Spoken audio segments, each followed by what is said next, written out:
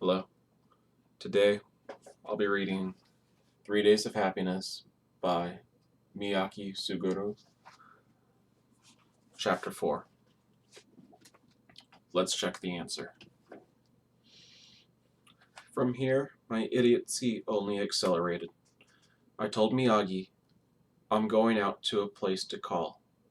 I'll be right back, and left the apartment. I was going outside because I didn't want her listening to my conversation, but no surprise, Miyagi followed me right outside. It had been ages since I called anyone. On the screen was the name Wakana. I stared at it for a long time. In the trees behind my apartment building, the summer insects were buzzing and chirping away. Apparently, I was feeling nervous about hitting that last button. Thinking back on it, ever since I was a child, I had almost never invited someone else to hang out or reached out to make conversation. I'd lost many opportunities that way, but I'd also escaped just as many troubles and hassles.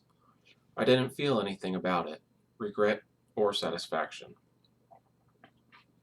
I stopped thinking about it. In the few brief seconds of emptiness that followed, I pressed the call button on the phone. Once she actually picked up, I could handle it. I knew well enough what to talk about. The sound of the ringtone ratcheted up my nerves.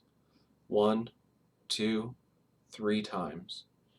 Only at this point did I consider the possibility that the person on the other end might not answer. I had gone so long without using my phone to make calls that a part of me just assumed that if you placed the call, the other person would obviously pick up, no matter the time or place. 4, 5, 6 times. Apparently, Wakana wasn't in a position to answer the phone. A part of me felt relief. Once the ringtone sounded for the 8th time, I gave up and pressed the button to end it. Wakana was a girl from college from the year below me.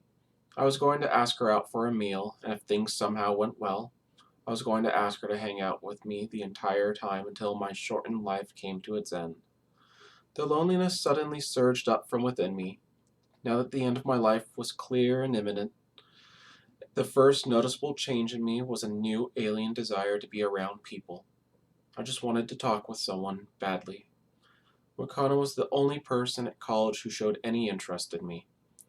We met at the same used bookstore this spring, when she had just started school. She was utterly absorbed in a dusty, tattered old book, and I sent her a look that said, "Move it, you're in my way." Somehow she interpreted that as, "That guy's totally staring at me. I don't recognize him, but do I know him from somewhere?" It was the kind of mistake new students tended to make. Have we met before?" she asked me timidly. "No," I said, "we haven't." "Oh, I'm sorry," Lakana said, realizing her mistake. She looked away awkwardly, but she recovered promptly and grinned. "And I suppose this used bookstore is where we met." Now it was my turn to be taken aback. "I guess so." "Yep, it's wonderful," she said, and she put the book back on the shelf. A few days later, we were reunited on the school campus. Since then, we'd shared lunch on a few occasions and talked at length about books and music, even blowing off our classes to do so. "You're the first person my age I've met who reads more books than me," Wakana said, her eyes sparkling. "I'm just reading them. I don't get anything out of it," I replied. "I don't have that part of my brain that's supposed to keep anything of value from them. I'm just pouring out soup from a huge pot into a tiny dish. As soon as it hits the dish, it's spilling over, and the whole point is gone." "Is that how you describe it?" Wakana asked curiously. "It might not be helping you consciously, but even after you forget, I think everything you've ever read is still somewhere there in your brain, finding a way to help you in ways that you don't realize." That might be true in some cases, but for me, speaking only from personal experience, spending all of your time reading as a young person is unhealthy. Reading is for people with nothing else to do. "You don't have anything to do, Kuzunoki?" "Not really. Not aside from my job," I replied. She gave me a very broad smile, jabbed me on the shoulder, and said, "Then I'll give you something else. Then she grabbed my cell phone and entered her own email address and number into my contacts list. If I had known that Jimeno had already gotten pregnant, married, had her child, and divorced, and had completely forgotten all about me, I might have actually made a move with Wakana. But in the spring, I was still preserving my promise with Jimeno and was determined to be a leftover at my 20th birthday. So I never reached out to Wakana, and if she called or texted me, I always let the conversation die within a few messages or minutes. I didn't want to get her hopes up. Essentially, I always had the worst timing imaginable. I didn't feel like leaving a message. Instead, I sent Wakana a text of what I was going to say over the phone. Sorry this is coming out of the blue, but do you want to go somewhere tomorrow? I put together the message very carefully, not to be too blunt, but not to destroy the image she had of me either. Her reply came back at once. I won't lie, it was a relief. There was still someone out there who cared enough about me to write back. Unusually for me, I felt like responding immediately, but when I opened the message, I realized mistake. The reply was not from Wakana. If that were all, it wouldn't have been so bad. But the sentence I saw on the screen of my phone said instead that the address was currently inactive. Wakana had changed her email address and not informed me. She had decided there was no need to maintain a line of communication with me. Of course, it could have just been a mistake on her part. It was possible she would reply very soon with an update about where I could reach her. But I was already fairly certain my time had passed. From the way I stared emptily at the screen, Miyagi sensed what had happened to me. She approached me and peered over my arm at the screen. Let's check the answer, she said. The girl you just tried to call was your final hope. Wakana was the last person who might have loved you. If you had given her a second thought in the spring when she hit on you, I think you would have been lovers in a close relationship now. The value of your life probably wouldn't have fallen so far, but you were too late. Wakana doesn't care about you anymore. In fact, she resents you now for not returning her affection, and she wishes she could show you the boyfriend she currently has. Miyagi spoke so distantly and dispassionately that it was as if I wasn't even there. There will never be another person who tries to love you from this point on. When you only see other people as tools to ease your own loneliness, they often pick up on that. I could hear bright, cheerful voices from the apartment next door. It sounded like a number of college students, male and female. The light from the window looked far brighter than what was coming from my window, adjacent to it. The old me would not have bothered to form an opinion about this, but right now it stabbed me to the core. At the worst possible moment,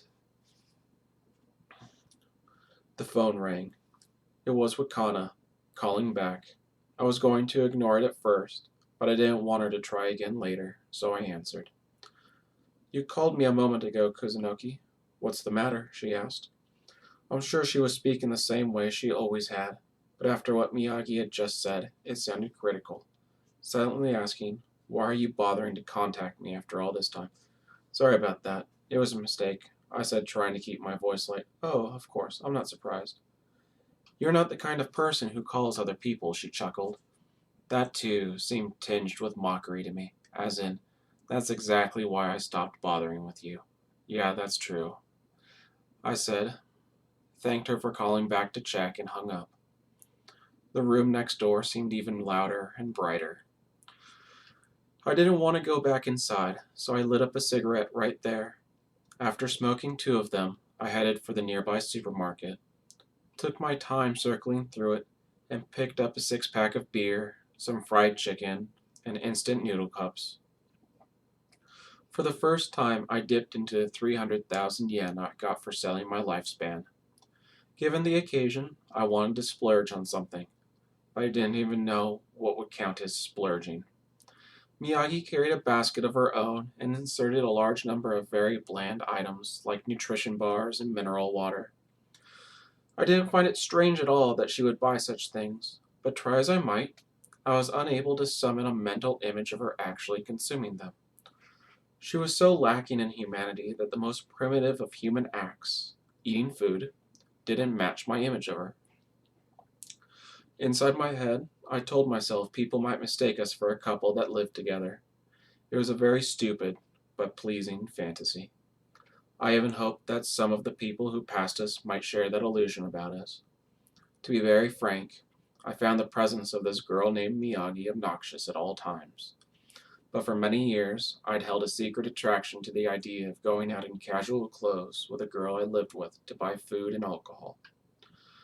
I sighed with envy whenever I saw others doing this, so even if she was only there to monitor me, the late night shopping run with the girl was enjoyable.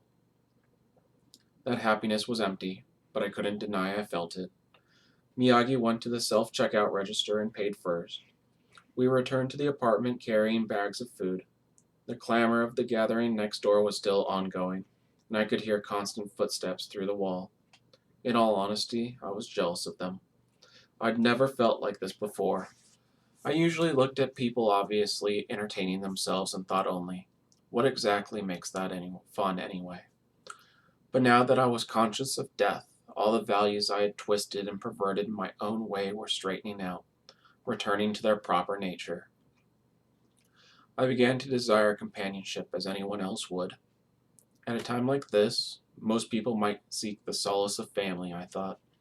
Whatever your circumstances may be, family would always be on your side, so you should go back to them in the end. At least that was a line I was thinking, I was familiar with. But family isn't a warm embrace for everyone. I was determined not to contact my family during my final 3 months of life, no matter what. I had very little time left, and I was absolutely certain I did not want to go out of my way to make that time more unpleasant. Ever since my childhood, my younger brother had stolen my parents' affection from me. He was better at everything, for one thing. He was honest and upfront, and he was tall and handsome. From age 12 to his current age of 19, he had never been without a girlfriend when he wanted one, and his college was better than mine. He was athletic, and he even pitched in the national tournament for high school baseball. There wasn't a single area where I had the upper hand. When I stopped improving and actually regressed, it only cast my younger brother, who was growing greater by the year, in sharper relief. It was only natural that their love favored him over me. Even though they treated me like a failure, I didn't think it was unfair. In fact, it was true, that in comparison, I was a failure. If we had been given equal amounts of love, that would be unfair. I would have done the same thing as my parents in their position. What's wrong with loving the one who deserves it more, and investing in the one who will actually offer a return? There was almost zero chance that going back home would allow me to live in the warmth and comfort of my family's unconditional love, or whatever you wanted to call it. I had better odds of knocking on my neighbor's door and being accepted into their party. While I heated up the water, I drank a beer and gnawed on the fried chicken. By the time my instant ramen was ready, I was already good and tipsy. Alcohol was a universal panacea at times like this, as long as you drank the right amount. I approached Miyagi, who was writing in her notebook in the corner, and asked, "Want to drink with me?" I didn't care who it was. I just wanted someone to knock it back alongside me. "No, thank you. I'm working," she said, without looking up from her notebook. "I've been wondering. What are you writing?" "My observation record of your actions." "Oh, okay. Then let me help you. I'm drunk right now." "I suppose you are. You certainly look drunk," Miyagi agreed. "And not only that, I want to drink with you." "I know that. You just said so," Miyagi grumbled, looking annoyed. Alright, that's chapter 4. Thank you for joining me.